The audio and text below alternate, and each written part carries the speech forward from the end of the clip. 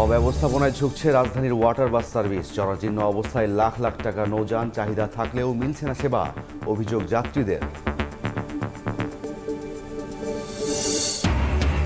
জনবল সংকটে পরিত্যক্ত হবিগঞ্জের ৮ রেলওয়ে স্টেশন। খোয়া যাচ্ছে মূল্যবান যন্ত্রপাতি, আসবাবপত্র সহ বিভিন্ন মালামাল। পুনরায় চালুর দাবি এলাকাবাসীর।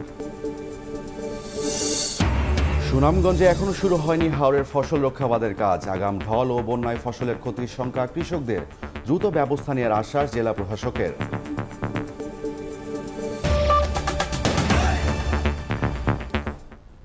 সকালের সময়ের সঙ্গে আছি আমি রায়দুল ইসলাম শুভ। মতাদর্শের ভিন্নতা থাকলেও বাক স্বাধীনতা ও ভোটাধিকার রক্ষা করা গেলে স্বৈরাচার মুক্ত ব্যবস্থা গড়ে তোলা সম্ভব বলে মনে করেন বিএনপির ভারপ্রাপ্ত চেয়ারম্যান তারেক রহমান। জিয়াউর রহমানের জন্মবার্ষিকী উপলক্ষে আলোচনা সভায় ভার্চুয়ালি বক্তব্যে তিনি কথা বলেন। এদিকে দ্রুত নির্বাচনের দাবিকে রাজনৈতিক কৌশল উল্লেখ করে দলটির মহাসচিব মির্জা ফখরুল বলেন, নির্বাচিত হলে জাতীয় ঐক্যের সরকার করবে তার দল।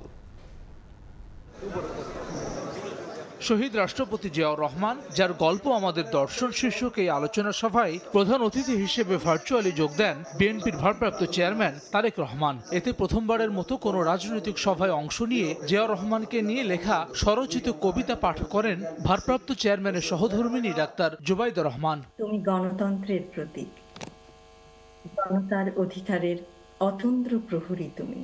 সভায় নেতাকর্মীদের প্রশ্নোত্তর পর্বে রাজনৈতিক বিভিন্ন ইস্যুতে দিক নির্দেশনা দেন তারেক রহমান। বলেন, মতাদর্শের ভিন্নতা থাকলেও বাক স্বাধীনতা ও ভোটাধিকার রক্ষা করা গেলে স্বৈরাচার মুক্ত ব্যবস্থা গড়ে তোলা সম্ভব। মানুষের ভোট দানের ক্ষমতা থাকতেই হবে যে কোনো মূল্যে, দুই মানুষের কথা বলার অধিকার থাকতেই হবে, মত প্রকাশের অধিকার থাকতেই হবে। এই দুটোকে বাধাগ্রস্ত করা যাবে না।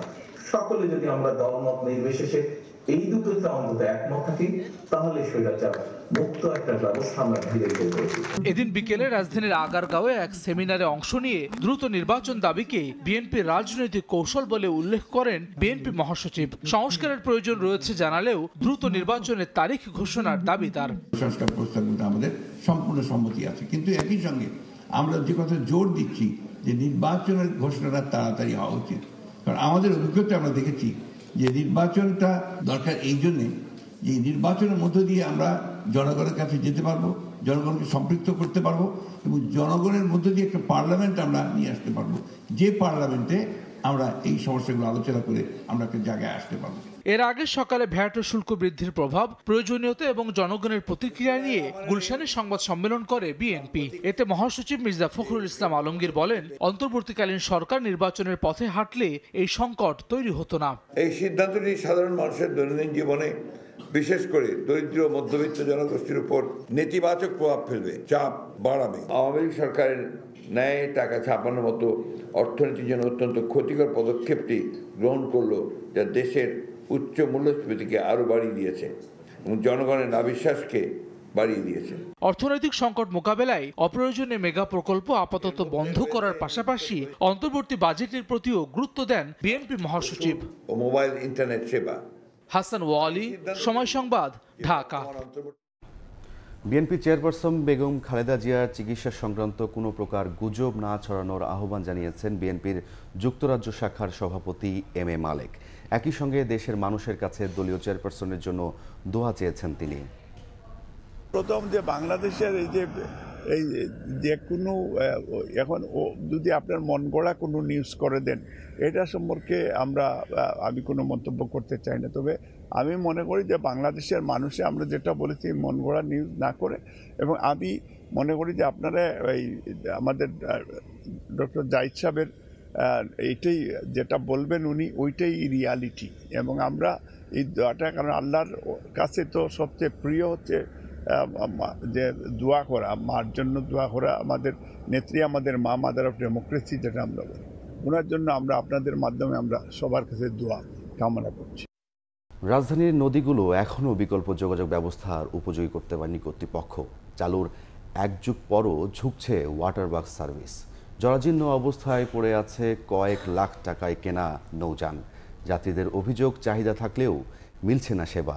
আর বিশেষজ্ঞ গতি ও ঘাটের নিরাপত্তা নিশ্চিত করতে পারলে সারা বছরই মিলবে সুফল। সে অনুযায়ী এবার উদ্যোগ নেওয়ার কথা বলছে কর্তৃপক্ষ। নাজমুল হাসানের ছবিতে আদনান তুর্যের প্রতিবেদনে বিস্তারিত।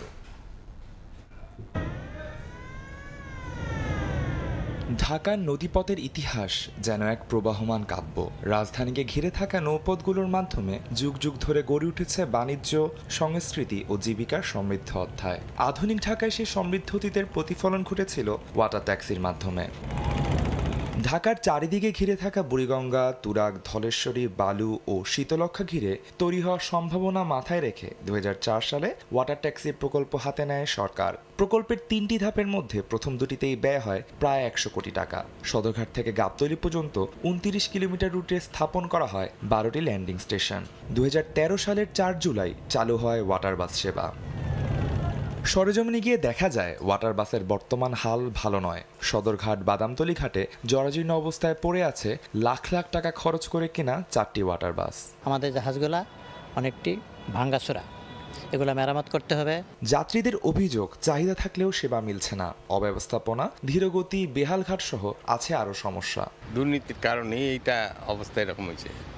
তেল নিত 20টা 22টা, খরচ করতো 12টা 10টা 12টা।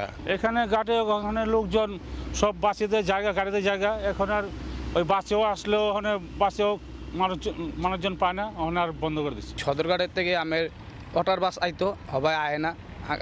আগে মানুষগুলো অনেক সুবিধা হইতো, হবে অনেক মানুষগুলো অনেক কষ্ট হয়। এখনও মানুষ ফিরে যায়, কাকা ওয়াটার বাস নাই, না ওয়াটার বাস নাই বাবা, করোনার মধ্যে বদ্ধ হয়ে যায়। বিশেষজ্ঞরা বলছেন ওয়াটার বাসের গতি, ইঞ্জিনের আধুনিকরণ এবং ঘাটে নিরাপত্তা নিশ্চিত করতে পারলে সারা বছরই মিলবে এই প্রকল্পের সুফল। এই অনুযায়ী উদ্যোগও নিচ্ছে কর্তৃপক্ষ।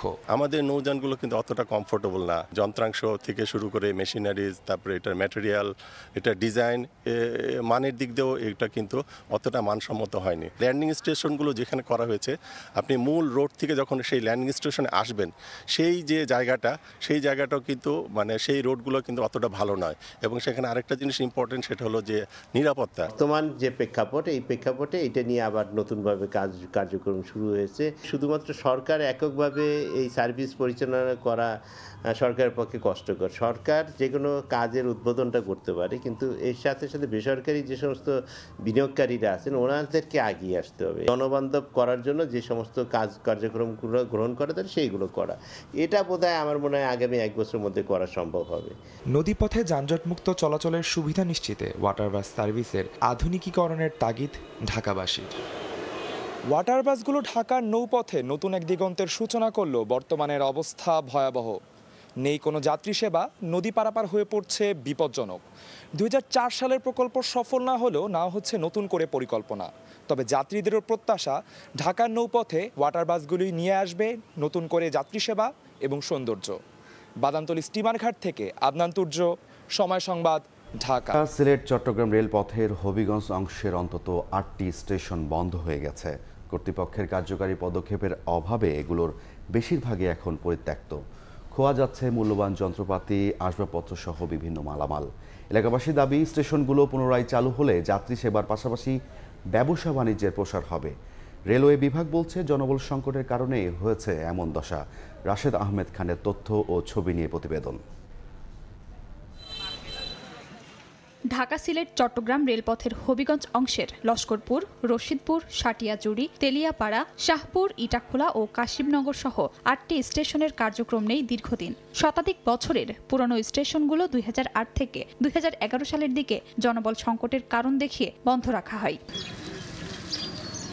একই কারণে মনতলা ও নোয়াপাড়া স্টেশনটিও বন্ধের উপক্রম। এতে পরিত্যক্ত স্টেশন ও আশপাশের সরকারি জমি দখল করে রেখেছে প্রভাবশালীরা। এমনকি খোয়া যাচ্ছে স্টেশনের মূল্যবান যন্ত্রপাতি, আসবাবপত্র সহ বিভিন্ন মালামাল। স্থানীয়রা বলছেন, স্টেশনগুলো আবার চালু হলে এসব এলাকায় চাঙ্গা হবে ব্যবসা বাণিজ্য। রেললাইনটা বন্ধ হওয়ার পর থেকে আমাদের এলাকার যাতায়াত ব্যবস্থা খুবই অসুবিধাজনক। আমরা চাই যে এটা চালু হইলে আমরা যারা ব্যবসা বাণিজ্য আছে আমরা অনেক লাভ হয়। জমিগুলা সাইডে দখল করে নিয়ে গেছে, যেগুলা পুনরুদ্ধার করে। আমাদের দাবি হচ্ছে সরকারের কাছে রেলটা পুনরায় আবার চালু করা হোক। রাতের অন্ধকারে দেখা যায় যে রেলের শিটগুলা চুরি করে নিয়ে যায়। আর সিলেট ঢাকার যে ট্রেনগুলো আছে যদি এদিকে যাতায়াত করার সময় দিকে দাঁড়ায় তাহলে আমাদের মনতলাবাসীর জন্য অনেক উপকার হবে। লোকবল নিয়োগ না দেওয়ার কারণেই স্টেশনগুলোর এমন দশা জানালেন রেলওয়ে কর্মকর্তা। বললেন, এ ব্যাপারে ঊর্ধ্বতন কর্তৃপক্ষকে জানানো হয়েছে। 2 জন স্টেশন মাস্টার দিয়া অনেকগুলো স্টেশন চালু রাখছে, এই অবস্থায় নতুন লোক যদি নিয়োগ না করা হয় তাহলে পরবর্তীতে অর্থাৎ কাজ করা সম্ভব হইতো না। 1896 থেকে 1899 সালের দিকে হবিগঞ্জে স্টেশনগুলো নির্মাণ করা হয় জানিয়েছে রেলওয়ে বিভাগ। সময় সংবাদ, হবিগঞ্জ। ময়মনসিংহের মুক্তাগাছায় কৃষি জমিকে অকৃষি দেখিয়ে 20 মেগাওয়াট সৌর বিদ্যুৎ কেন্দ্র স্থাপন এখন গলার কাটা হয়ে দাঁড়িয়েছে। শেখ হাসিনার আমলে নেওয়া এই প্রকল্পের কারণে জলাবদ্ধতার কবলে পড়েছে কয়েক হাজার কৃষকের ফসলি জমি। তাদের অভিযোগ চলছে জোর করে দখলের পায়তারা। তবে সমস্যা সমাধানে উদ্যোগ নেওয়ার কথা জানিয়েছে উপজেলা প্রশাসন। হোসেন আলীর ছবিতে ওবায়দুল হকের প্রতিবেদন। বালু ফেলে চলছে ভরাটের কাজ। উঁচু করে চারপাশে দেয়া হচ্ছে বাঁধ। এতে পানির প্রবাহ বাধাগ্রস্ত হওয়ায় সৃষ্টি হয়েছে কৃত্রিম জলাবদ্ধতা। ময়মনসিংহের মুক্তাগাছায় স্থাপন হতে যাওয়া 20 মেগাওয়াট সৌর বিদ্যুৎ কেন্দ্র স্থাপনের কাজ চলায় জলাবদ্ধতার কবলে পড়েছে হাজারো কৃষকের ফসলি জমি ও মাছের ঘের। কৃষকের অভিযোগ, শুরু থেকেই গ্রামবাসী কৃষি জমিতে বিদ্যুৎ কেন্দ্র স্থাপনের বিরোধিতা করলেও আওয়ামী লীগ নেতাদের প্রভাবে অনেককে বাধ্য করা হয় জমি লিজ দিতে। এখন কৌশলে বালু ফেলায় ক্ষতির মুখে পড়েছেন উপজেলার কাশিমপুর, মানকুন, বাসাটি ইউনিয়নের কৃষকরা। ভুক্তভোগীদের অভিযোগ, বারবার স্থানীয় প্রশাসন ও কৃষি বিভাগে প্রতিকার চেয়েও মিলছে না কোনো সুরাহা। আওয়ামী লীগ নেতাদের মাধ্যমে তারা এই জমিগুলো নিছে। এরা বলছে যে আমরা যদি আগে এই পানির রাস্তা করে ফেলাই তাহলে তোমার সে জায়গা দিবে না, আমরা যাতে ওই জমিটা করে দিতে বাধ্য হই। এইভাবে তারা কৌশল খাটাইয়া জমিগুলো নিতেছে। এ বিষয়ে প্রকল্প বাস্তবায়নকারী প্রতিষ্ঠানের কেউ ক্যামেরার সামনে কথা বলতে রাজি হননি। তবে সমস্যা সমাধানে উদ্যোগ নেওয়ার কথা জানায় উপজেলা প্রশাসন। অভিযোগের ভিত্তিতে আমরা সরেজমিন পরিদর্শন করি, দুই পক্ষে কথা বলেছি এবং সেই অনুযায়ী আমরা আবার বসে প্রয়োজনীয় ব্যবস্থা গ্রহণ করব। কৃষকের জমি জোর করে কেউ নিতে চায়, এটা কোনো সুযোগ নাই। জমিটার মালিক যারা সোলার প্যানেলটা করতে চাচ্ছে, দুই গ্রুপের সাথে আমাদের বসে আমরা হয়তো শেষ করতে পারবো। 2023 সালে মুক্তাগাছায় 20 বছর মেয়াদে প্রায় 70 একর জায়গায় 20 মেগাওয়াট সৌরবিদ্যুৎ কেন্দ্র স্থাপনে জুলস পাওয়ার লিমিটেডের সঙ্গে বাংলাদেশ বিদ্যুৎ উন্নয়ন বোর্ডের চুক্তি স্বাক্ষর হয়। প্রকল্পটি বাস্তবায়ন করছে সোলার টেক এনার্জি লিমিটেড, যাতে $24.3 মিলিয়ন অর্থায়ন করছে এশীয় উন্নয়ন ব্যাংক এডিবি। ওবায়দুল হক, সময় সংবাদ, ময়মনসিংহ। সুনামগঞ্জের পাথারিয়া বাংলা বাজার সড়কের 8 কিলোমিটার অংশ জুড়ে শত শত খানাখন্দ। জীবনের ঝুঁকি নিয়ে চলাচল করছে মানুষ ও যানবাহন। স্থানীয়দের অভিযোগ, এলজিইডির অবহেলায় দ্রুত শেষ হচ্ছে না সড়কের সংস্কার কাজ। হিমাদ্রি শেখর ভদ্রের তথ্য ও ছবিতে প্রতিবেদন। খানাখন্দে ভরা সড়ক, কোথাও আরসিসি ঢালাই উঠে বের হয়ে গেছে রড, কোথাও আবার সড়কের পাকা অংশ সম্পূর্ণ ধসে গেছে। সুনামগঞ্জের পাথারিয়া বাংলা বাজার সড়কের 8 কিলোমিটার অংশের এমন বেহাল দশা। স্থানীয়রা বলছেন, সড়কটি নির্মাণের 20 বছর পরেই শুরু হয় সংস্কার কাজ। 14 কিলোমিটার সড়কের 6 কিলোমিটার সংস্কারের মাধ্যমে যানবাহন চলাচলের উপযোগী হয়, কিন্তু মুরাদপুর থেকে বাংলা বাজার দীর্ঘ 8 কিলোমিটারে কোনো কাজ হয়নি। এতে জীবনের ঝুঁকি নিয়ে চলাচল করছে যানবাহন ও মানুষ। সড়ক বিভাগের উদাসীনতার কারণেই এমন দশা অভিযোগ তাদের। পুরোটাই তো ভাঙা ভাই, ভালো কোন জায়গায় বলবো? প্রতিদিন মিনিমাম 10,000 লোক এই রাস্তায় চলাচল করে, কিন্তু বেহাল দশা এই রাস্তা দীর্ঘ 20 বছর যাবত। 2 মাস আগ থেকে বালু পাথর রাস্তার দিকে ফালাইছে, কাজ করবে, কিন্তু কাজের কোনো দেখতেছি না আমরা। তবে দ্রুত সংস্কার কাজ শেষ করার আশ্বাস এলজিইডির নির্বাহী প্রকৌশলীর। যে অংশটুকু ভালো আছে সেখানে আমরা প্রাক্কলন অন্তর্ভুক্ত করি নাই, যে অংশগুলো খারাপ সেগুলো আমরা প্রাক্কলন অন্তর্ভুক্ত করছি এবং আগামী 4 থেকে 5 মাসের মধ্যে কাজটি শেষ হবে বলে আমি আশাবাদী। সড়কটি সংস্কারে ব্যয় ধরা হয়েছে 20 কোটি টাকা। সময় সংবাদ, সুনামগঞ্জ। সকালের সময় আরও থাকছে। সরকারি বিধিনিষেধ উপেক্ষা করে শেরপুরে গড়ে উঠেছে একের পর এক ইটভাটা। 65-র মধ্যে ছাড়পত্র আছে মাত্র 2টির। দায়সারা অভিযানে আটকা পরিবেশ অধিদপ্তর। নির্ধারিত সময়ের 1 মাস পার হলেও সুনামগঞ্জে এখনও শুরু হয়নি হাওরের বেশিরভাগ ফসল রক্ষা বাঁধের কাজ। এতে আগাম ঢল ও বন্যার হাত থেকে সোনালী ফসলের ক্ষতির শঙ্কা করছেন কৃষকদের। পানি উন্নয়ন বোর্ড বলছে, বন্যার পানি নামতে দেরি করায় বাঁধ নির্মাণ কাজে বিলম্ব হচ্ছে। হিমাদ্রি শেখর ভদ্রকে সঙ্গ নিয়ে সুনামগঞ্জের হাওর ঘুরে নৌশাদ আহমেদ চৌধুরীর ক্যামেরায় বিস্তারিত জানাচ্ছেন ইকরামুল কবির। কৃষকের নিপুণ হাতের ছোঁয়ায় সুনামগঞ্জের 12 উপজেলার হাওড় জুড়ে বোরো ধানের সমারোহ, যেন দিগন্ত জুড়ে সবুজের গালিচা। হাওড় পাড়ের কৃষকের ভাগ্য নির্ধারণ হয়ে থাকে একমাত্র ফসল বোরো ফসলের উপর। গেছে বার তো ধান হয়েছে ভালো, হারছে ভালো, এবার কি হবে আমরা বলতে পারতাম না। সম্পূর্ণ আমরা ইটার উপরে নির্ভর। একটা ফসল হয় আমরা এর মাঝে যদি বাদ ভাঙ্গা যদি আমরা লইয়া যাই তো আমরা শেষ একবারে। 2017 সালের আগাম বন্যায় এ অঞ্চলের শতভাগ ফসল হানিতে বিপাকে পড়েন জেলার কৃষকেরা। প্রভাব পড়ে জেলা পর্যায়ের অর্থনীতিতে। বাঁধ নির্মাণে অনিয়মের অভিযোগে ওই সময় পানি উন্নয়ন বোর্ডের 24 প্রকৌশলী ও কর্মকর্তার বিরুদ্ধে দুদকে মামলা করা হয়। পরে ফসল রক্ষা বাঁধ নির্মাণে নতুন নীতিমালা গঠন করে সরকার, যেখানে ঠিকাদারি প্রথা বাদ দিয়ে নির্দিষ্ট সময়ের মধ্যে প্রকল্প বাস্তবায়ন কমিটি বা পিআইসির মাধ্যমে বাঁধ নির্মাণের নতুন নিয়ম করা হয়। গত বছরের 15 ডিসেম্বর থেকে চলতি বছরের 28 ফেব্রুয়ারি পর্যন্ত বাঁধ নির্মাণ কাজের সময়সীমা নির্ধারণ করা হয়। নির্ধারিত সময়ে কাজ শেষ না হলে বড় মৌসুমে আগাম ঢল ও বন্যায় ফসলের ক্ষতির শঙ্কা হাওরের কৃষকদের।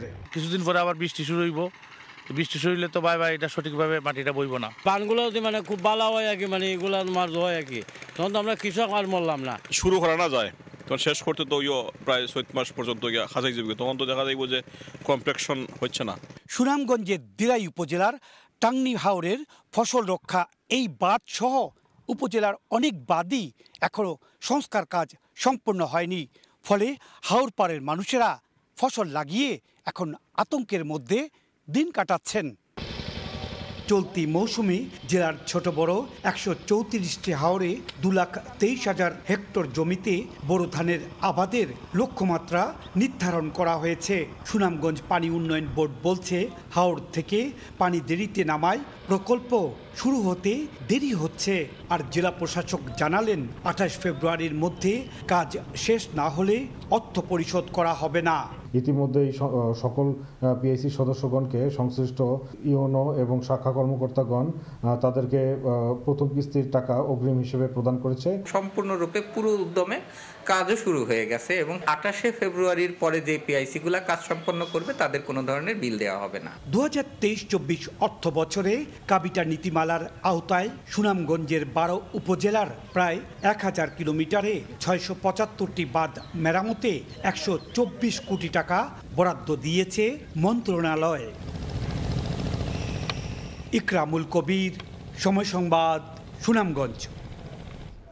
হবিগঞ্জের বাজারগুলোতে বেড়েছে হাওরের দেশি মাছের সরবরাহ। এতে দাম অনেকটা সহনীয় পর্যায়ে নেমে এসেছে। এই মুহূর্তে জেলার শায়েস্তানগর বাজারে আছেন সহকর্মী রাশেদ আহমেদ খান। সরাসরি যাচ্ছি তার কাছে।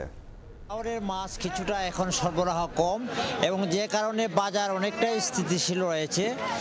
আগে যেভাবে গত 2 সপ্তাহ থেকে হবিগঞ্জে যে মাছের যে বাজার অনেকটা দাম অনেকটা কমেছিল, কিন্তু এ সপ্তাহে মাছের সরবরাহ কিছুটা কম থাকার কারণে মাছের দামও অনেকটা আগের মতো কম না একটা। তবে এখনও মাছ ব্যবসায়ীরা যেটা জানিয়েছেন যে আসলে মাছের দাম এখনও স্থিতিশীল রয়েছে, খুব একটা বেশি পর্যায়ে যায়নি।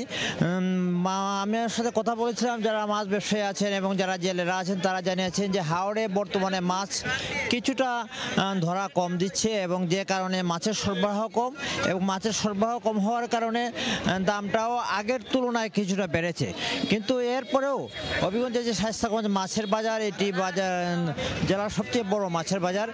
এই বাজারে যে মাছ যেগুলো আছে, এই মাছের দাম অনেকটা অন্যান্য বাজারের তুলনায় এখানে কম রয়েছে। আমরা কথা বলেছিলাম যে বাজার ব্যবসায়ী যারা আছেন তারা জানিয়েছেন যে আসলে শায়েস্তানগর এখানে যে জেলার সবচেয়ে বড় মাছের বাজার, কিন্তু এই বাজারের অবকাঠামো উন্নয়ন না হওয়ার কারণে এখানে মাছের যে মাছ কেনা বেচা অনেক সমস্যা হয় এবং বিশেষ করে এখানে কাদা জমে যায় মাছের পানিতে।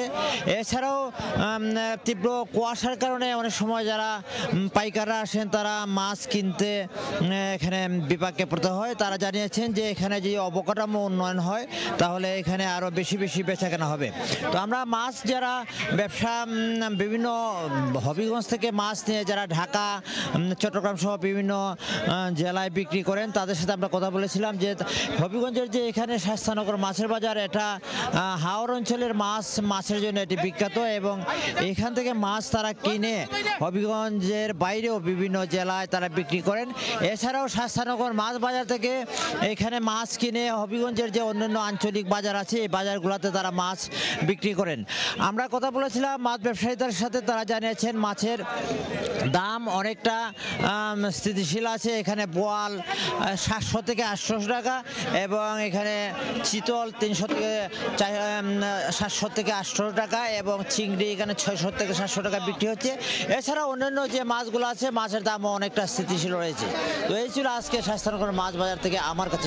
কোনো নিয়ম নীতির তোয়াক্কা না করে চলছে ইটভাটা। জেলার 65 ইটভাটার মধ্যে মাত্র 2টির পরিবেশ অধিদপ্তরের ছাড়পত্র আছে, তবে নবায়ন না করায় শতভাগই এখন অবৈধভাবে চলছে। বছরে 2-1 ভ্রাম্যমাণ আদালত পরিচালনা করে দায় সারছে পরিবেশ অধিদপ্তর। দূষণ রোধে সব অবৈধ ভাটা বন্ধের দাবি স্থানীয়দের। শহীদুল ইসলাম হীরার তথ্য ও বাবু চক্রবর্তীর তোলা ছবিতে প্রতিবেদন। সরকারের কঠোর বিধিনিষেধ উপেক্ষা করে ফসলি জমিতে গড়ে উঠেছে ইটভাটা। আইনের তোয়াক্কা না করে পোড়ানো হচ্ছে কাঠ। এতে বাড়ছে পরিবেশ দূষণ, উর্বরতা হারাচ্ছে কৃষিজমি আর শ্বাসকষ্টের মতো প্রাণঘাতী রোগে আক্রান্ত হচ্ছেন স্থানীয়রা। শেরপুরের বিভিন্ন জনবসতিপূর্ণ এলাকায় এমন অসংখ্য ইটভাটা ছড়াছড়ি, যার বেশিরভাগই অবৈধ। এলাকাবাসী বলছেন ভাটাগুলোতে ইটের কাঁচামাল মাটি সরবরাহ করতে প্রতিদিন শত শত ট্রাক দিয়ে অবৈধভাবে কেটে আনা হচ্ছে ফসলি জমির উর্বর অংশ। মাঝে মাঝে পরিবেশ অধিদপ্তর 2-4টি ভাটায় অভিযান ও জরিমানা আদায় করলেও থেমে নেই তাদের তৎপরতা। প্রশাসনকে ম্যানেজ করেই অবৈধ ভাটাগুলো চলছে অভিযোগ স্থানীয়দের। যেখান থেকে মাটি নিয়ে আসে সেখানে গর্ত হয়ে যায়, সেখানে কোনো আবাদ ফসল হয় না। 3 ফসলা জমিগুলো নষ্ট হইতেছে, আমরা এক আবাদও পাচ্ছি না। কালো ধোঁয়াগুলো আসে, এই ধোঁয়াগুলোই আমাদের বাচ্চাদের শ্বাসকষ্ট সমস্যা হয়। তবে ট্যাক্স, ভ্যাট ও জেলা প্রশাসন সহ সব দফতরকে ম্যানেজ করে ইটভাটা পরিচালনা করতে হয় দাবি ভাটা মালিকদের। অবৈধভাবে যদি ব্যবসা চালাই সরকার আমাদের কাছ থেকে ট্যাক্স নেই কেন? ছাড়পত্র এটা প্রক্রিয়াধীন আছে। কাগজপাতি সম্পর্কে আমি সেটা বলতে আছে না আছে তাও আমি বলতে পারবো না বা জানি না। একটা রানিং বাড়া আগুন দেওয়া হয়েছে, ফস করে এসে মনে করেন 6 লাখ 5 লাখ টাকা জরিমানা করলো। একটা সিদ্ধান্ত দেখ যে বাড়াগুলো এইভাবে করেন, এই কাগজপাতি লাগবে, এই সিস্টেম। পরিবেশ অধিদপ্তর বলছে কারিগরি সহায়তার অভাবে অবৈধ ইটভাটার বিরুদ্ধে যাচ্ছে না নিয়মিত তদারকি করা। আমাদের দেশের এত লজিস্টিক পরিবেশে নেই যে ইটভাটা ভাঙার পর সেখানে বসে থাকবে, এর মতো ব্যবস্থা নেই। আমার ভাঙে দিয়ে আসছে, সে আবার অবৈধভাবে চালু করছে, সেজন্য আমরা প্রতিনিয়ত মোবাইল চালিয়ে যাচ্ছি। জেলায় 65টি ইটভাটার মধ্যে মাত্র 2টির পরিবেশ অধিদপ্তরের ছাড়পত্র রয়েছে, তবে নবায়ন না করায় শতভাগই এখন চলছে অবৈধভাবে। সকালের সময় বিপিএলের খবর। টেবিলের 2য় স্থান দখলের লড়াইয়ে চিটাগং কিংসের বিপক্ষে মাঠে নামবে ফরচুন বরিশাল। টানা খেলার মধ্যে থাকায় ম্যাচের আগের দিন অনুশীলন করেননি বন্দরনগরী দলটি। অন্যদিকে সাউদার্ন আর্মিরা ব্যাটে বলে নিজেদের ঝালিয়ে নিলেও অনুশীলনে ছিলেন না তামিম ইকবাল। জহুর আহমেদ চৌধুরী স্টেডিয়ামে ম্যাচ শুরু দুপুর 1টায়। চট্টগ্রাম থেকে মাহবুব রিমনের ম্যাচ প্রিভিউ।